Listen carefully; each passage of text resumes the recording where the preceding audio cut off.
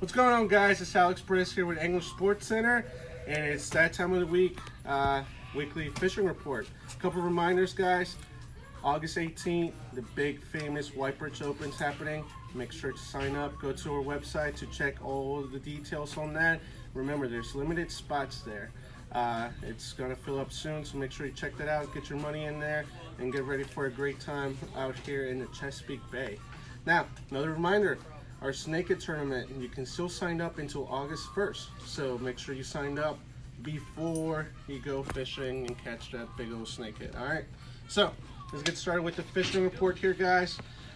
Rock fishing. I know we all had those bad news, heard the bad news, blah, blah, blah, blah, blah, during the spring. And fishing has been actually really hot here in the Annapolis area, Mid-Bay, Upper Bay area. Where are they catching them on? Jigging wise?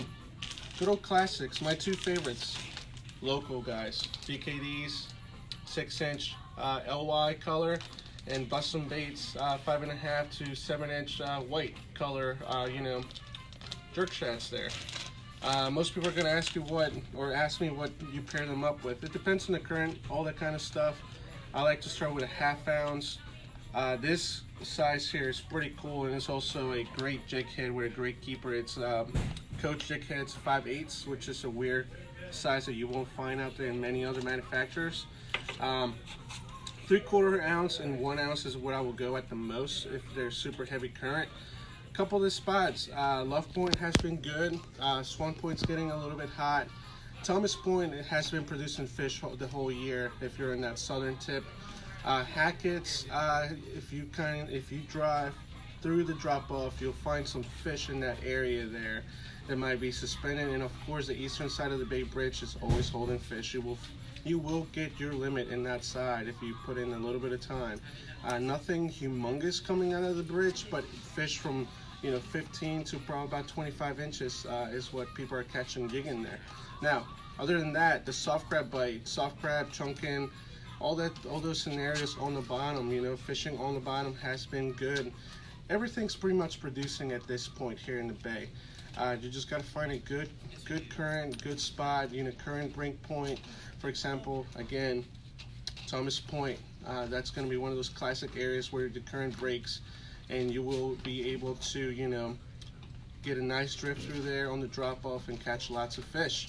Now, remember, out there's a lot of boats in some of these areas. They're small areas, so don't cut off people, just the regular manners, unspoken rules of fishing, pretty much. Now, top water, subsurface lures, good old classic there, Chugging Spook. This is a bigger size there, classic color, red and white. Eastern Bay, all around those islands in Eastern Bay and the grass flats. If you get there early in the morning or in the evening, you will catch fish on top water there. There's areas in there that have been holding some good sized fish and shallow. When I'm talking about shallow, it's probably about 5 to 1 foot of water. So make sure your boat can handle that shallow water before you go in there. Other than that, I like to have a follow-up bait, which this is, a regular crystal minnow. The dive's probably about, 3 foot at the most. If you miss something with that, have someone else with this, just throw it right behind you, and 80% of the time you will hook up that fish. Those colors I'm showing you are the colors I've personally used here, and do really well with in the bay around this time of the year. One of the things is with this rockfish bite is that you are pretty much basing it off the tide like we always have.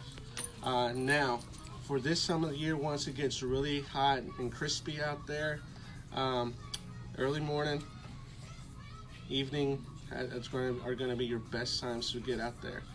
Evening bite has been better than the morning bite for mainly everybody. And another thing that's been picking up here, because they're here and they're here in good quantities, is live lining spot. Spot, remember, we sell them too, so come by. If you don't want to catch them, we can buy them here. But if you're going to go out there and get some bloodworms, catch yourself some spot, keep them alive, throw them out there. 6-aught, 7-aught, circle hooks, what you want to use and what you have to use now based on the regulations. Same things. The Bay Bridge Pine Links are going to hold a lot of fish. Thomas Point, any drop off is going to hold fish. If you mark them, throw them out there, put a little bit, maybe quarter-ounce sinker on there, and you will be able to get them down to where they need to be and catch those fish.